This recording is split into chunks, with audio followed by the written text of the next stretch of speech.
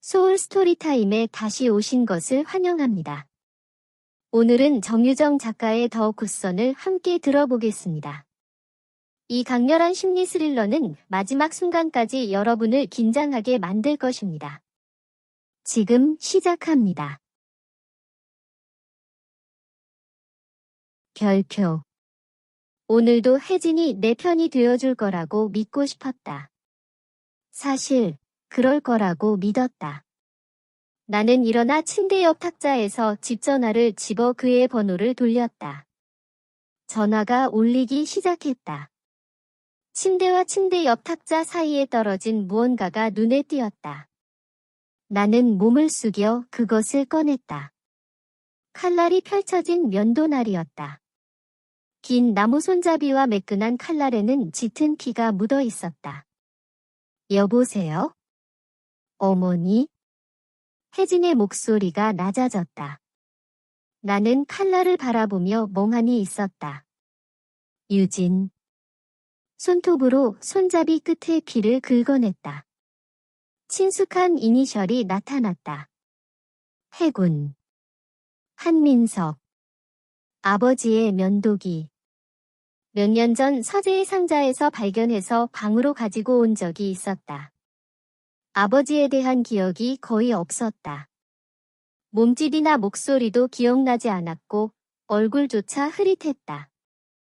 다만 뺨과 턱이 검은 수염이 덮여 있었고 매일 아침 6시 거울 앞에서 이 면도기로 면도를 했다는 것만 기억났다. 변비가 잦은 아이였던 나는 변기에 앉아 턱을 손으로 움켜쥐고 수염이 거품과 함께 사라지는 것을 지켜보았다. 면도기가 그의 살을 따라 긁고 미끄러지는 소리가 좋았다. 한 번은 면도가 어떤 느낌인지 물었다. 확신할 수는 없었지만 그가 이런 말을 한 것 같다.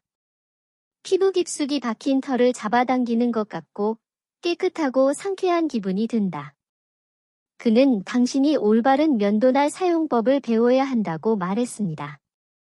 당신이 그것을 알아낼 때까지 당신의 턱은 무사하지 않을 것입니다. 그러나 그것이 주는 느낌은 그렇지 않았습니다. 다른 면도기와 비교해보면 면도날을 날카롭게 유지하는 것이 귀찮기는 합니다. 그 후에 내가 한 말을 기억해냈어. 그가 죽은 후에 내가 그것을 가질 수 있냐고 물었어. 그의 거품 같은 반응을 떠올렸어. 그의 콧구멍에서 비누 거품이 터지고 그의 눈이 보름달처럼 둥글게 커졌어. 그는 웃고 있었어. 용기를 얻어서 그에게 약속해달라고 부탁했어. 아버지는 말했어. 물론이지. 언제 죽을지 모르겠지만 내가 죽으면 꼭 너한테 맡길게. 우리는 새끼손가락 맹세를 했고 심지어 엄지손가락을 맞대고 약속을 봉인했어. 어머니는 그걸 알 수 없었을 거고 아버지가 죽었을 때 나는 그것을 설명하고 싶지 않았어. 나는 아무에게도 말하지 않고 면도기를 가져갔어. 여보세요, 여보세요. 전화기 저편에서 혜진의 목소리가 점점 더 커졌다. 나야, 나는 간신히 쉰 목소리로 말했다. 뭐? 혜진은 조용해졌고 짜증이 났다. 왜 아무 말도 안 했어? 심장마비를 일으킬 뻔했어. 듣고 있어요. 계속하세요. 그는 코웃음을 쳤다. 계속해? 날 부른 건 너잖아. 맞아요. 저는 그에게 전화했어요.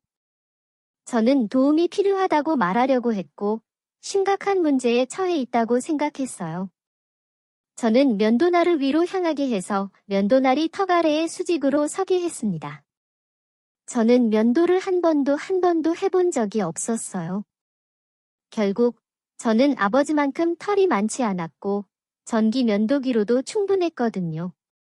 사실 저는 21살이 되어서야 얼굴에 가벼운 털이 나기 시작했어요. 면도날을 특별한 날을 위해 아껴둔 것도 아니었고 그냥 욕실 천장의 패널에 숨겨서 어머니 눈에 띄지 않게 보관했어요. 어젯밤까지 면도날을 어디에도 가져간 적이 없었는데 나는 그것을 운동복 바지 주머니에 넣은 채 지붕 문으로 나갔다. 유진, 혜진이 물었다. 나는 말을 잃었다. 이 면도기를 찾기 전에는 너무나 많은 가능한 설명이 있었다. 하지만 지금은? 너는 어디에 있니? 나는 간신히 물었다. 방금 기차역에 도착했어요. 기분이 별로 좋지 않아서 떠나기 전에 라면을 만들었어요. 그는 아마 2잔을 마셨을 것이다. 그는 숙취가 있을 때마다 항상 라면 2잔을 마셨는데 이는 일주일 내내 술을 마시는 할아버지에게서 물려받은 습관이었다. 그래서 혜진은 여전히 상암동에 있었다. 무슨 일이라도 있나요? 그가 물었다. 아니요, 마음을 바꿨습니다. 네, 시간을 벌어서 손해는 없을 겁니다. 부탁드릴 게 있어요. 혜진은 아무 말도 없이 기다렸다. 영종도 횟집 기억나? 엄마 생신 때 갔던 그 횟집? 아, 맞아요.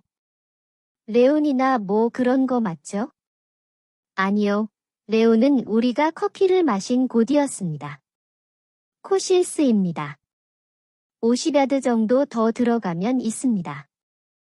해변 끝에 있습니다. 오, 그래요. 그래서 어젯밤 술자리가 끝나고 나서 또 한잔 하러 갔어요. 사람들은 보통 사람이 1시간에 평균 18번 거짓말을 한다고 합니다. 저는 정직함의 어려움을 겪기 때문에 평균보다 조금 더 많이 거짓말을 할 겁니다.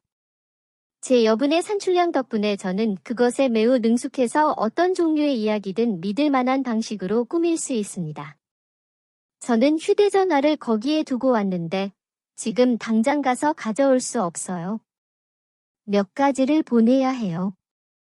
오늘 아침 학장에게 서류를 제출해야 하는데 오늘은 로스쿨 입학시험 결과를 발표하는 날이에요. 집에 가서 온라인으로 확인해야 해요. 오늘이 벌써 그날이에요? 응. 혜진이가 내가 원하는 답을 줬어. 문제없어.